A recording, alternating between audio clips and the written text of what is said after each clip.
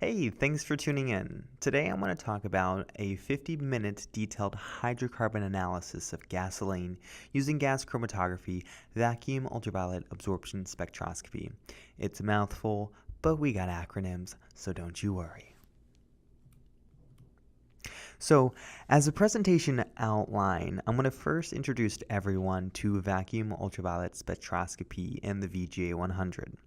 Then I'm going to talk about the automated analysis of hydrocarbon groups, also known as PIONA, and select hydrocarbon and oxygenate compounds in gasoline using GC-VUV. Then I'm going to talk about the development of a detailed hydrocarbon analysis method with a catchy name called VUV Verified Hydrocarbon Analysis, or VHA.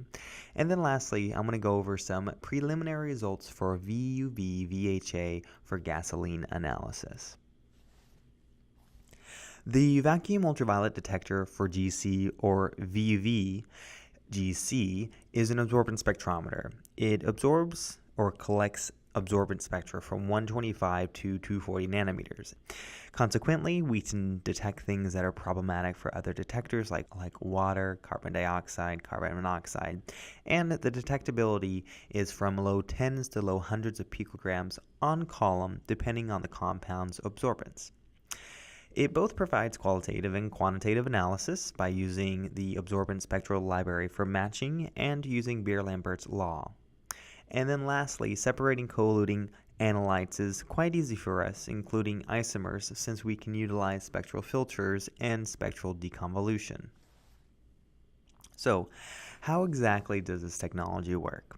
Well, on the left, I have a schematic of the detector in a GC, but it's not to scale. So when the chromatograph's column is connected to the VUV detector, a fluid emerges and absorbs a portion of the light emitted from a deuterium lamp. And the remaining unabsorbed UV radiation then enters a spectrometer where we're able to see a fingerprint of the compound. As a reference for those of you out there, the VGA-100 is imaged on the right, and in terms of size, it's about 43 centimeters high, 33 wide, and 75 in depth. And this detector can collect again from 125 to 240 nanometers with acquisition weight upwards to 75 spectra per second. One thing I do like to point out is, contrary to the name vacuum ultraviolet, we actually don't use vacuum pumps. And this really comes in handy for method development because we can cut down the amount of time or the amount of downtime you would need in terms of switching out a GC column. So it's pretty easy since everything's at ambient pressure. So in this slide, I like to talk about why VUV is so handy in gasoline analysis. And the reason being is there are very distinct classes or compound classes that the VUV detector can discern from. So in this slide, there's 4 compounds. On the upper left, we have octane, a linear alkane. Then to the right of that, we have isooctane, an isoparaffin. Then on the lower left, we have 1-octene, an olefin, and then on the lower right, we have toluene, an aromatic. And hopefully looking at this, you see that they're quite distinct from one another, especially the olefins and aromatics from these saturates. So, this slide also highlights that even if we look at subclasses of, let's say, olefins, whether they're conjugated or non-conjugated, they're still quite distinct from one another. So, for example, the 2 images on the top of the slide shows 1,4-pentadiene and 1,5-hexadiene compared to 2 conjugated diolefins on the bottom, such as trans 1,3-pentadiene and cis trans 2,4-hexadiene. And again, here you see that they're quite distinct from one another, while still sharing some class similarities. Let's go ahead and talk about some applications right now. And the first part, the first part of the presentation, in terms of application-wise, I want to talk about is just the analysis of hydrocarbon groups, PIONA, and select hydrocarbon and oxygenate compounds in gasoline using GC-VUV. Hydrocarbon analysis, or some people dub it as PIONA analysis, is a characterization of paraffins, isoparaffins, olefins, naphthenes, and aromatics. And most people are interested in this because in a way it's for quality control. It's to make sure that if refineries are producing gasoline, that they're getting the right amounts of each of these classes. And then also some of it comes down to regulations. So for example, people need to know the amount of benzene that's being produced or is inside their gasoline that they produce. So there are two main methods or ways that people typically do this type of class analysis. The first one can be done through a detailed hydrocarbon analysis. Now, zoning on the word detailed, this method actually speciates the majority of compounds in, let's say, gasoline. And this method is called D6730 or DHA, and it uses a 100-meter GC column along with a pre-column and cryogenic start. And the typical analysis tends to be long, about 2.5 hours. An alternative method can be done with multi-dimensional GC called ASTM D6839, and this system uses a complex setup of columns, traps, valves, and a catalyst.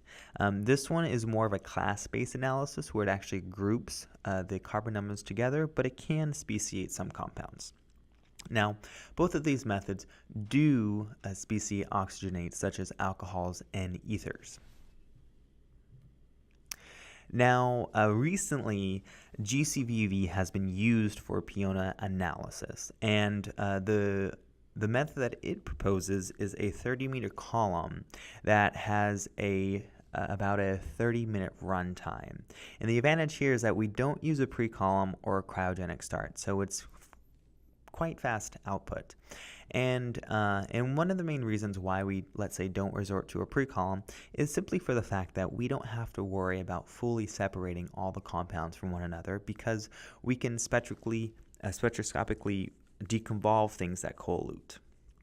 And the reason we can do this is because we can use a data handling processing program called VUV Analyze PIONA Plus, which essentially just uses the spectral library that we have, a retention index marker, and relative response factors in conjunction with our algorithm that pulls apart coelutions to really produce a mass and volume percent report, as well as a carbon number breakdown. So this new ASTM method is called D8071, and I do want to throw a disclaimer out here that we are in the process of an ILS study as well. So, what exactly are the GC conditions for ASTM D8071? Well, in our lab, we use an Agilent 6890 GC with a 4mm split precision liner with wool. We had the inlet at 250 C with a 1 microliter injection at a split ratio of 300. Beyond that, we'd run at 1 milliminute for flow at constant flow using helium. And again, the runtime is about 30 minutes. The VUV spectrometer conditions used, really the only thing to highlight here is that the transfer line is set at 275 C as well as the flow cell, and the acquisition rate is about 4.5 spectra per second with a range of 125 to 240 nanometers. As soon as this data is collected from the VUV spectrometer, it's imported into the VUV PIONA Plus package, and there are 4 main things that it uses for the data processing. The first one, of course, is just the raw data file collected from the GC-VUV. Then it uses a retention index marker similar to, let's say, what DHA would use or the reformalizer. Then we also use our PIONA library for spectral matching, and to produce all the quantitation, we have a relative response factors file. Nicely enough, this program suite can allow you to save parameters and load them in and easily analyze a single file or just do a batch analysis. When you hit go, the processing takes less than 60 seconds, and then you are jumped to a mass percent report, where in the left-hand side we have the class break. We have basically the class breakdown in terms of carbon number breakdown. And on the right-hand side, we have this categories table where it reiterates the class total percents, as well as individual speciations such as benzene, toluene, any oxygenates like ethanol.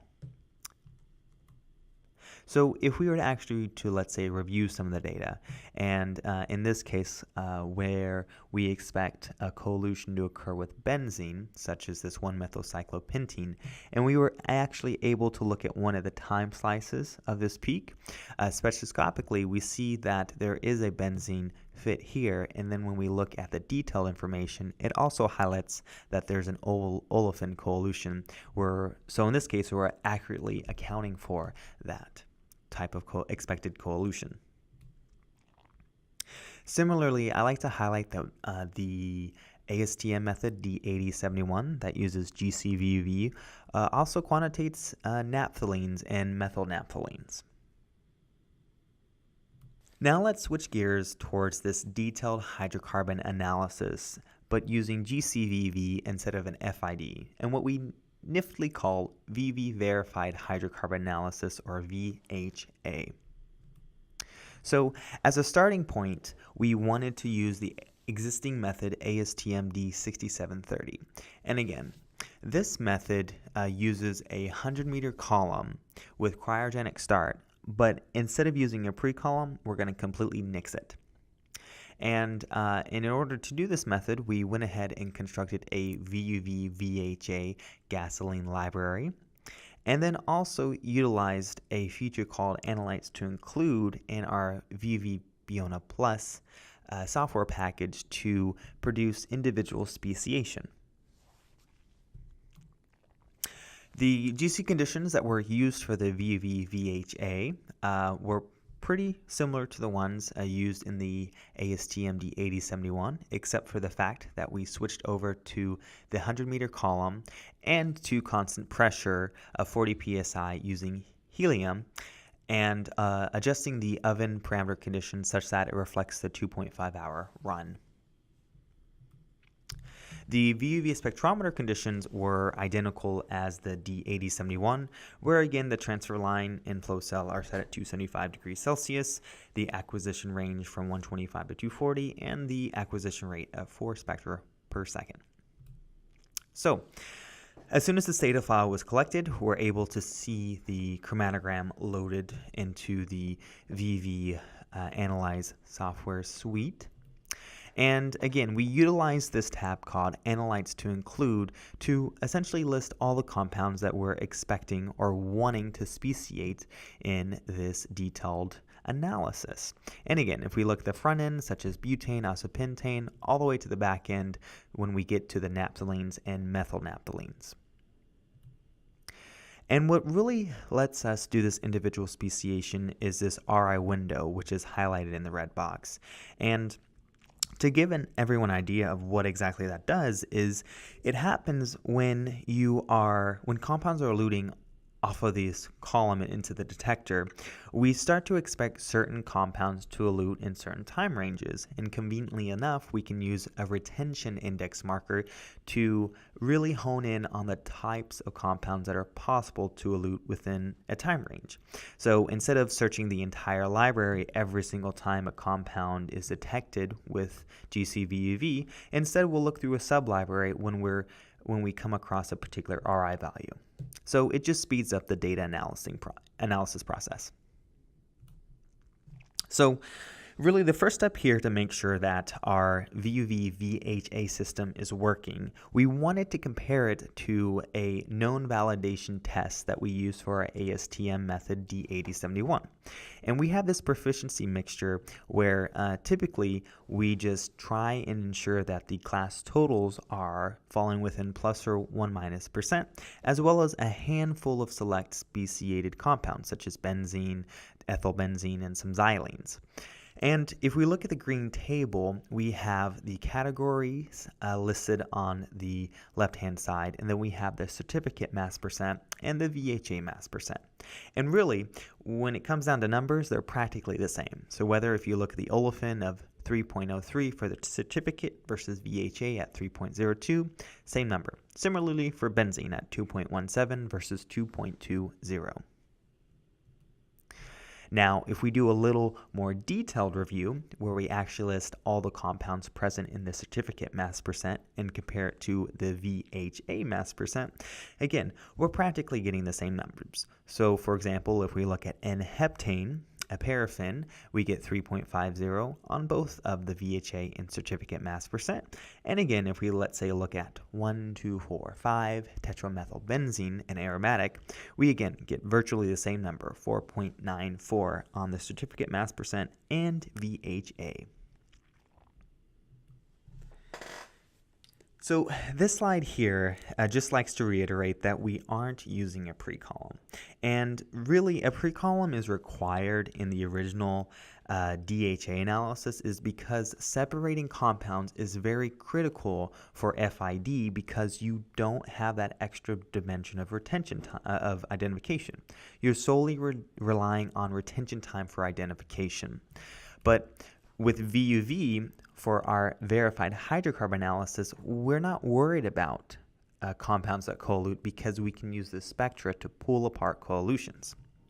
So in this slide, I want to highlight a few visual examples. So on the top, we have ethanol, and we have a compound eluting on the tail end, this 3-methyl-1-butene. And again, we're able to easily pull that apart. If we go to a coelution that's coeluting more close to one another, such as this 1-methylcyclopentene and benzene, chromatographically we can tell that there are two peaks there, and we're able to spectroscopically pull them apart. And then on the very bottom, we have toluene and 2,3,3-trimethylpentene, which is virtually eluting underneath the toluene peak. And again, using VUV spectroscopy and its deconvolution, we're able to pull out the correct percent of it. So, and again, for all of us that are visual learners, one of the reasons why we're able to easily pull these apart spectroscopically is because these coeluting compounds, especially let's say aromatics versus olefins or aromatics versus isoparaffins or paraffins, is that they're very different from one another.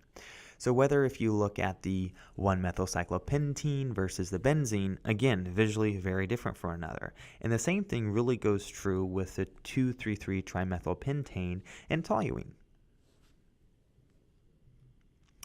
So if we look at VUV VHA by the numbers, currently we're reporting mass and volume percents for 151 compounds. And in the table on the right-hand side, I just have the classes listed along with the number of compounds falling within each class. And it turns out that the 151 compounds that are speciated make up 90% of the gasoline's composition. So for those of you wondering, okay, well, what are you doing with the remaining 10%? Well, it turns out we're just using other compounds, absorption spectra, shape, and retention index to appropriately bucket them according to class, and then putting in the appropriate carbon number ranging from C3 to C15. Now, our current VHA PIONA absorbent spectra library contains approximately 630 spectra, but it's growing. So, for those of you that are chromatographers out there, here's the chromatographic comparison of the 30-meter column versus the 100-meter column. And when we look at it overall, it might be a little hard to tell the details, but let's go ahead and break this up.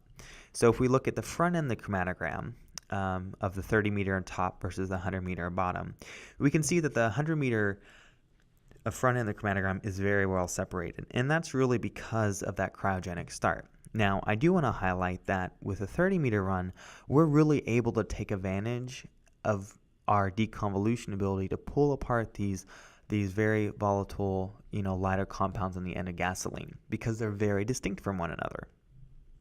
If we go towards more the middle of the chromatograms where the xylenes tend to elute, in the 30-meter column we see that M and P xylene are co-eluting, but on the 100-meter column they're more or less separated. And then lastly, if we go to the tail end of the chromatogram, we're able to see the methylbenzenes, naphthalene, and methylnaphthalene eluting. So, how do the numbers actually compare? In this slide, we have the categories laid out as well as with some few speciated compounds, and we have 3 different types of gasolines that we looked at. So, for example, the first one, we have this MEG gasoline, where we compared our 30-meter rum versus our 100-meter detailed analysis. And overall, the numbers match up pretty well. Now, for example, the paraffin, there might be a 2% difference, and we may have to, in order to figure out why, there'd need to be some digging around. But for this preliminary study, it's a pretty good shot. And this holds true for, let's say, the B02 comparison, the M872, and the M873. Again, most of these line up pretty well with one another. So, when we analyze this 100-meter column and we hit the analyze button and analyzes in 60 seconds or less, we're produced to this mass percent report. And one thing I do want to point out is in the categories table, since we're speciating all of this 151 compounds, that list really grows. So this slide just displays the individual speciation and their associated mass percents. Really, the next question is, okay, we have our ASTM method, which is this very fast 30-minute run. We obviously demonstrated that we can do this 100-meter method that's in 2.5 hours long, but can we actually speed that up? Where it turns out we can, just by doing some method translation. So for example, if we move over to a shorter column, such as a 60-meter column, with a thinner column film thickness from, let's say, 0.5 to 0.25, and just translating the GC oven conditions, we're able to reduce that 174-minute run down to 49 minutes. So the next question is, how is the separation going to look between the 100-meter and the 60-meter? So let's check it out. In this slide, we have the 100-meter column on top and the 60-meter column on bottom. And visually, overall, they look pretty distinct from one another. But let's go ahead and chop it up and compare kind of some bits to one another. So if we look at the front end, where again, we're both using cryogenic start, no pre-column, you can see right here that, hey, the resolution, whether you look at butane, hexane, or the benzene's elute, or the methylcyclohexane, the resolution looks very similar to one another. So again, if we move on to where the xylene's elute, in the 100-meter column, more or less the M and P xylene are fully resolved, but when we go to the 60-meter column, they do colute a little closer to one another. And then lastly, when we move over to the naphthenes and methylnaphthalines, we more or less get the same resolution, but again, on the 60-meter column, it looks like our signal's a little bit better just because of that shorter distance. How does the mass percent compare for gasoline analyzed with the 3 GC-VUV methods? So again, we have this 30-meter method that the D8071 method uses. We have this 100-meter column, which DHA uses, that we basically mimicked. And then we have this translated method over to 60-meter. How it looks right off the way is that the numbers do compare and line up pretty well with one another.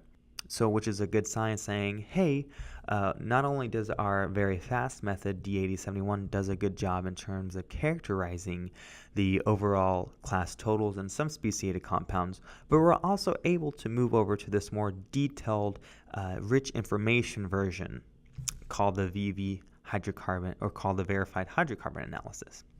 In conclusion, hopefully you got from this presentation that GC-VUV is a powerful way to analyze gasoline range samples, that we're able to utilize this VUV Analyze PIONA Plus software package to really process data in less than 60 seconds, where in other means the analysis time can take really long. And hopefully you got in the sense that the GC-VUV VHA is more powerful than GC-FID DHA just because we have that extra dimension of confirmation, because we can spectroscopically identify these compounds and aren't just relying on retention time. And then at the end of the day, that we can just speed up this GC-VUV VHA from 100-meter column to 60-meter column, so dropping that 2.5 hour down to about 50 minutes. So again, thanks for joining in, and if you have any questions, just reach out to us. Take care.